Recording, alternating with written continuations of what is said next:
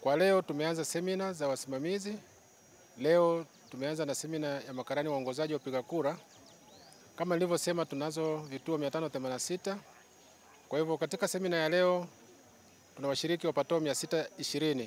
Hii ina maana kwamba kuna makarani wa akiba wapatao 34 na hivyo kufanya jumla ya washiriki kuwa 620.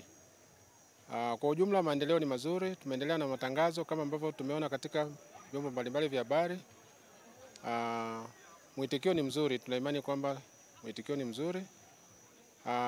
Kwa mujibu wa daftari la wapiga kura, jimbo la Bukombe tuna wananchi waliojiandikisha kupiga kura wapatao 228,866 ambao watashiriki katika kupiga kura.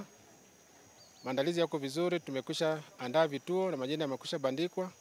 Kwa hivyo wito wetu kubwa ni kwamba tunawahamasisha wananchi siku ya tarehe 29 waweze kujitokeza kwa wingi. Kama ambavyo tumetaarifiwa, vituo vitafunguliwa saa 1 kamili na vitafungwa saa 10. Kwa hivyo ni vizuri sasa kila mwananchi aweze kukumbuka muda huo, lakini pia muhimu pia ni kuja na kadi yake ya kupigia kura. Yawezekana kwa namna moja au nyingine mwananchi amepoteza kadi au amemisplace.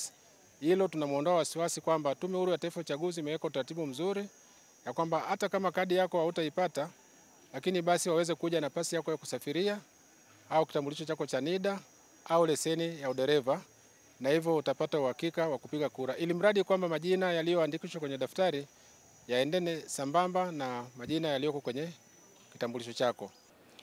Mafunzo tuliyopata kwa leo ni mafunzo sahihi. Tutakuwa nao uwezo wa kuweza kusimamia vizuri, kuhesabu kula vizuri, pasipo kubabaika. Tutakuwa nao uwezo wa kutoa matokeo sahihi kwa elimu tuliyopata leo. Sitakuwa na upendeleo kwa sababu mimi kama mimi sina chama hapa nilipo. Mimi nalinda kula za watu wote kwa uaminifu wote. Pia katika swala la fujo na vurugu na imani halitakuwepo kwa sababu uchaguzi wetu utakuwa ni wa haki na wa kweli na wa wazi.